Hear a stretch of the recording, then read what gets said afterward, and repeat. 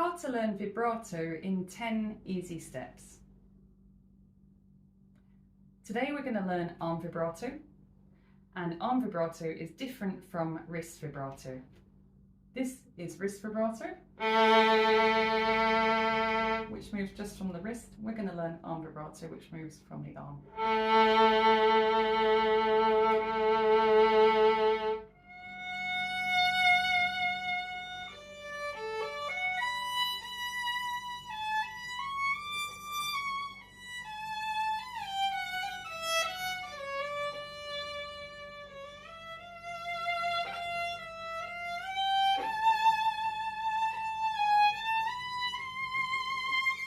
So, to do a really sweet vibrato, we need to have relaxed arms and shoulders. So in step number 1, we're just going to learn how to relax the shoulder. Each step I want you to do for 2 to 5 minutes a day, every single day, and the whole process should take you a few months, but it will depend on how quickly that you progress. But you can imagine that each step roughly takes 1 week. What matters most is that you do these steps every single day in order to get good results. If you skip a few days, then you should start that step again from the beginning. Do another week, because you won't get the results. If you only practice 1 day a week, then you're not ready to learn vibrato, because you need to practice every single day. Only 5 minutes, that's all I'm asking for, okay? So if you think you can commit that amount of time, then continue to watch this video. 2 to 5 minutes a day for at least, I would say, 2 to 5 months, depending on how quickly that you find that you progress. Everybody's different. So to have a really good vibrato, you need a relaxed arm. So in week 1, I want you to do crazy arms for 2 to 5 minutes a day, 2 to 5 minutes a day, crazy arms, like that. That's it, just that, okay? And once you've done that, you can move on to step 2, which is to learn the concertina movement. The concertina movement is the movement that you see inside bellows or inside an accordion. And basically, it's that kind of squeeze box movement, you know? You've got this zigzag shape inside, so that when you open, if it's an accordion, you open the accordion, it expands, and when you shut it, it contracts.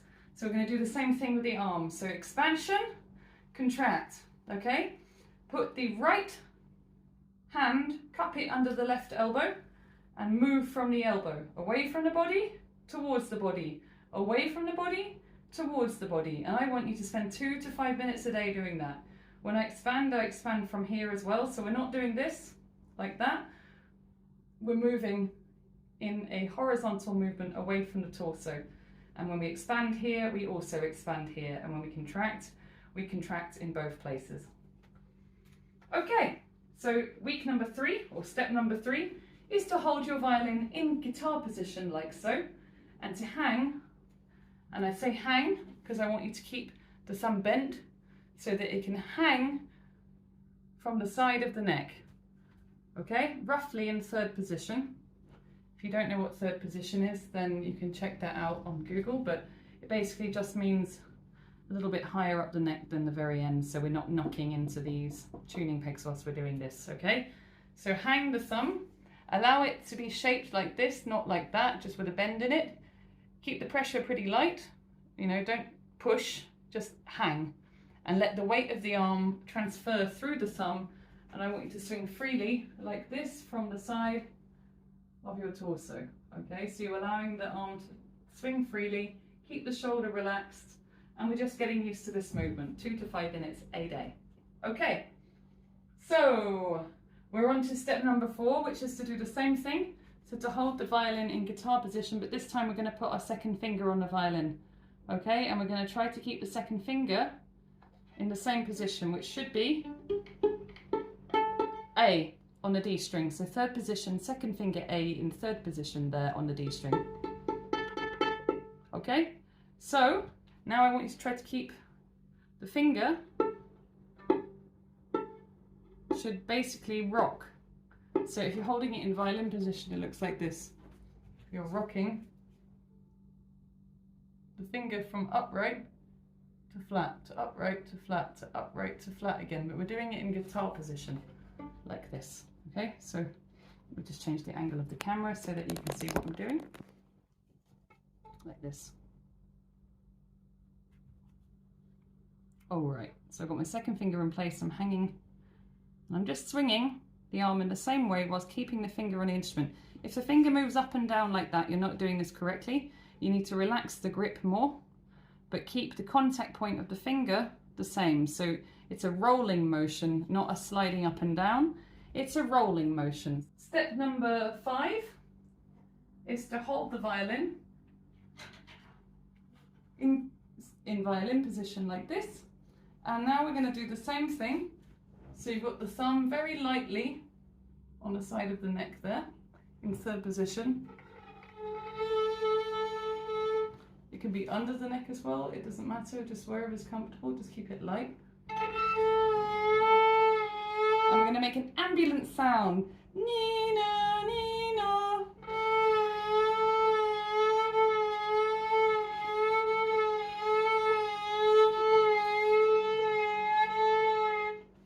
And what's making the sound is a very slight movement in the left arm following, remember what we did before, the concertina position, like the inside of an accordion, but it's much smaller. We're only moving that elbow maybe a centimetre or not even that, you know, it's very small, very subtle.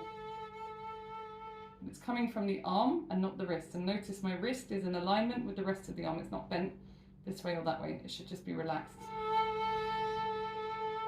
Okay, if you struggle with this movement, I want you to hold the violin against the wall, like this. So the scroll of the neck against the wall.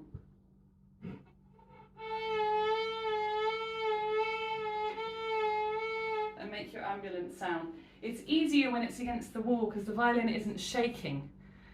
If you're gripping the violin too hard, then it's going to shake around like that while you're trying to do it. But the violin grip should be very light, and when you put the scroll against the wall, then you automatically loosen the grip because you're not worrying about dropping the violin and it's feeling secure in place. So, once you've made your ambient sound on the second finger, the next stage, which is step number 6, is to do it on the other fingers. So you've got your third finger, then your first finger, and then your fourth finger, okay? So, same thing, third position.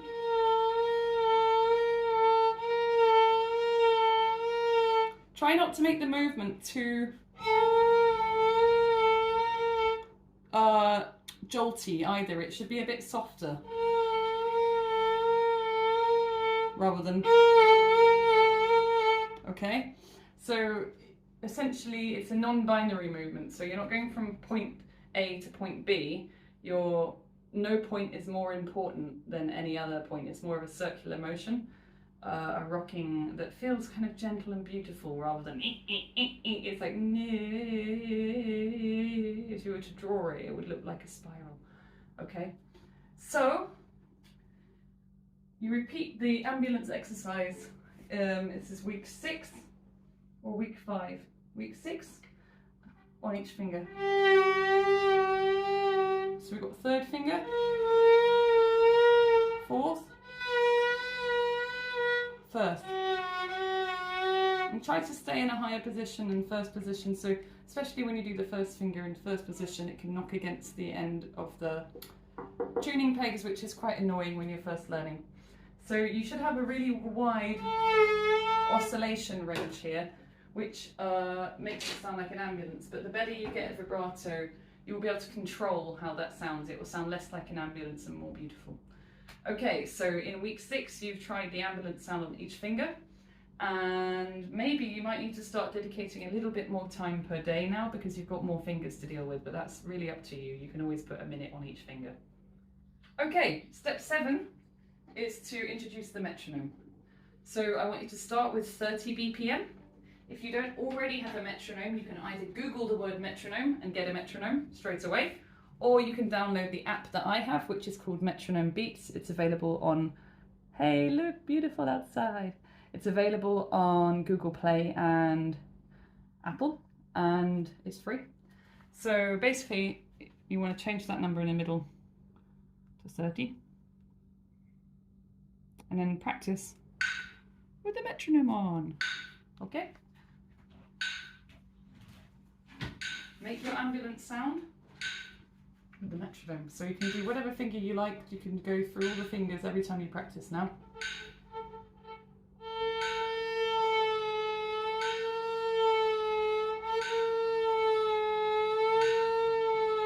Very slow, I know, but you know, if you can do it slowly, it will sound better. Another tip is not to stop the vibrato when changing direction on the bow. Keep the vibrato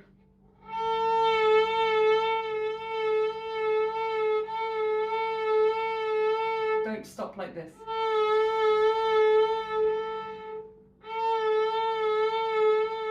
So the left hand is independent from the bow. It doesn't matter when you change direction, you just keep the vibrato going. So in this week, in week step 7, we're going to be increasing the speed of our metronome by 5 BPM per day, or something like that. So the next day goes 35, and then speed up, speed up, speed up, speed up. So you might find that by the end of week 1, you can do it, maybe I've got it on 65 BPM now, which is 7 times 5 BPM.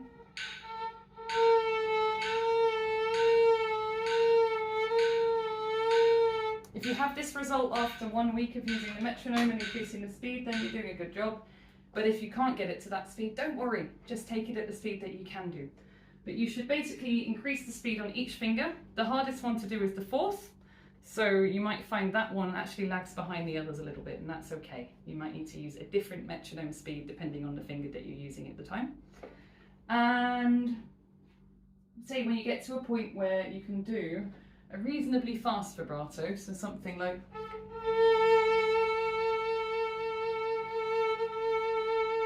you can start to practice the next step, which is to change the speed of the vibrato. So we can do one that is fast to slow, for example, or slow to fast during the bow. So we don't just do one speed all the time, but we might start with a fast speed like this and then slow down. Okay, and you can practice that on down bow and up bow. Up bow's harder. When you start fast. Why? Because you need to apply a bit of pressure to get a kind of bite point to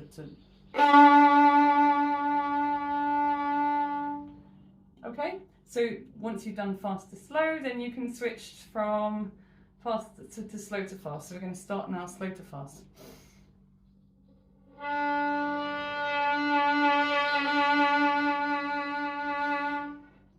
And try it on different fingers too, and different up bows and down bows, so you want it to. Okay, so that's slow to fast, and then once you've got used to slow to fast, then in the final week you can do slow to fast to slow. So this is step number 10.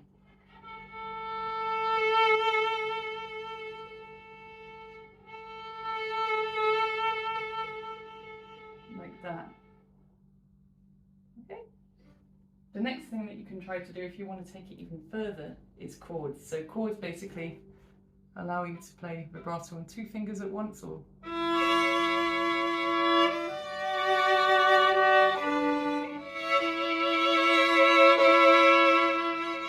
so to do that you basically just need to put both fingers at once. Very relaxed grip. But maybe that's a little bit advanced if you just started learning vibrato. So if you can get to the point where you can change the speed of the vibrato, then it means you have control over the speed of your vibrato. So when you play fast music, you can have a faster vibrato, or if you want to create a shape to your note, then you can start with a fast vibrato and decrease the speed, or slow to fast, or as we just did then, slow, fast, slow. Those are the 3 that you really need to have control of. And by that point, you've learned how to do vibrato, so you just need to put it into practice. I would advise that you start using the vibrato on long notes when you play. So if you've got either minims, half notes, or whole semi-breves or whole notes, then start implementing it in those notes first and bring it into the shorter notes later, and you should get confidence in vibrato pretty quickly. If you enjoyed this video, please hit subscribe or give the video a like, and feel free to drop me any questions in the comments. Thanks very much.